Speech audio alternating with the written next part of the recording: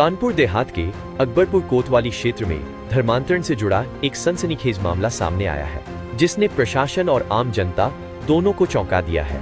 नवाकांति society के नाम पर संचालित एक कथित संस्था पर आरोप है कि वो बीते लगभग 10 वर्षों से गरीब, असहाय एवं दलित समुदाय के लोगों को योजनाबद्ध तरीके से ईसाई धर्म अपनाने के लिए प्रेरित कर रही थी।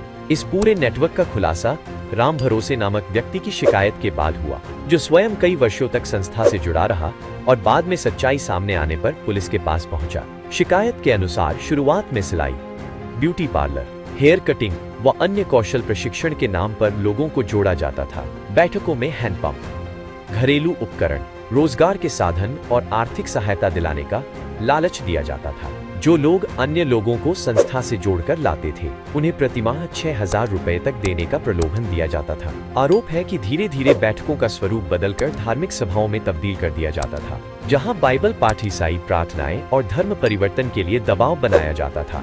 शिकायतकर्ता का कहना है कि जब उसने इन गतिविधियों का विरोध किया तो उसे जान से मारने की धमकी भी दी गई। पुलिस ने मामले में त्वरित कार्रवाई करते हुए डैनियल शरद सिंह, हरिओम त्यागी और सावित्री शर्मा को गिरफ्तार कर जेल भेज दिया है। फिलहाल पुलिस पूरे नेटवर्क की कड़ियों को खंगालने में जुटी है। इस खुलासे के बाद क्षेत्र में हड़कंप का माहौल है। देखिए, ये कुछ इनपुट्स हम लोगों को मिले थे पहले। उन इनपुट्स के बेसिस पे हम लोगों ने एक एसआईटी गठित की थी और हम लोग लगातार इस मामले में इंटेलिजेंस और इनपुट्स को कलेक्ट कर रहे थे। इंटेलिजेंस और इनपुट्स कलेक्ट करने के बाद हमें कुछ श्योर ऐसी जगह पता चली जहां पर ये एक्टिविटीज़ कैरी आउट हो रही हैं, जिसमें कि नवाकांति सोसाइटी के नाम से अकबरपुर में एक स्किल डेवलपमेंट एकेडमी संचालित थी। यह स्किल डेवलपमेंट एकेडमी से 3 लोगों को जनपद कानपुर देहात के अकबरपुर थाने की टीम और एसआईटी ने मिलकर अरेस्ट किया है, जिसमें से कि डैनियल, जो कि उसमें अकाउंटेंट के रूप में काम करते थे, सावित्री शर्मा, जो कि उसी एकेडमी की प्रिंसिपल के रूप में काम करती थी, और हरिओम त्यागी, जो कि पादरी या फादर के रूप में काम करते थे। इन तीनों को हमने अरेस्ट किया था। इनकी मोडस ऑपरेंडी यह थी कि ये लोग मैक्रो और माइक्रो लेवल पे अपना जाल फैलाकर भोले भाले लोगों को, जो कि लोअर कास्ट से होते हैं या फिर SC ST होते हैं या लोअर इनकम स्टैंडर्ड से होते हैं, उन लोगों को अट्रैक्ट करने की कोशिश करते थे।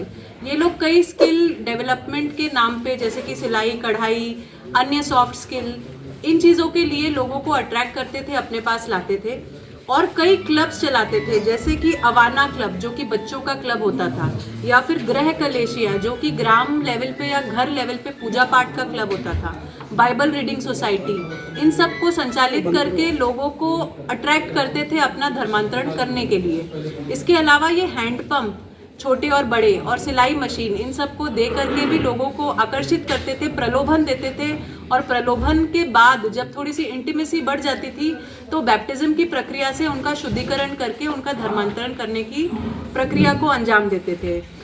इस सिरे में हम लोगों को कुछ 50 हैंडपंप इन्होंने अलग अलग स्थानों पर लगाए हैं, जिनकी जांच हम लोग कर रहे हैं। प्रत्येक हैंडपंप की कीमत अप्रॉक्सीमेटली 50,000 है।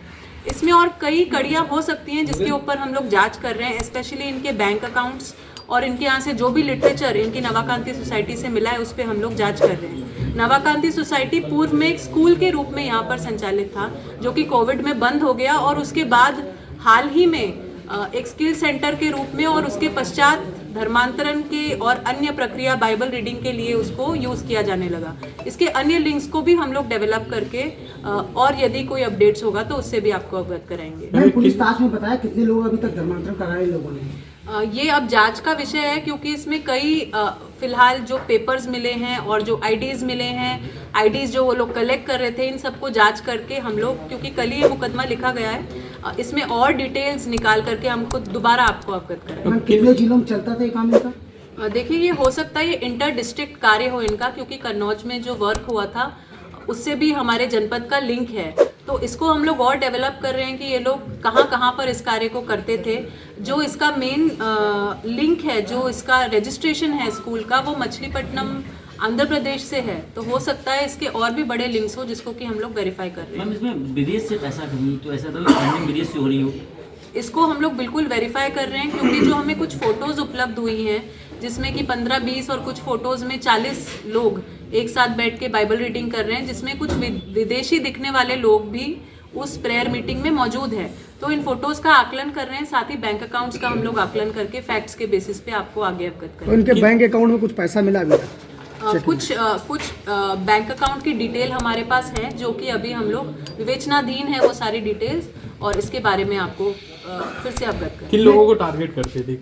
मोस्टली जो लो इनकम ग्रुप होते थे या SC/ST होते थे, उन लोगों को ये लोग टारगेट करने की कोशिश करते थे। मैं मेन मास्टर नाम का नाम अभी आया सामने, मास्टर कौन है? अभी ये जो 3 लोग हमने अरेस्ट किए, इनसे पूछताछ में कुछ हम लोगों को लीड्स मिले हैं, जिसके ऊपर हम लोग फर्दर काम कर रहे हैं। धर्म परिवर्तन के बाद ये क्या महीने के रुपए भी देते थे, क्या ऐसा प्रकार? जी, इसमें कुछ ना कुछ पेमेंट भी ये लोग करते थे, जैसे कि 2000, 3000 ऐसी कुछ सूचना दस्तावेजों से हम लोग को मिली है।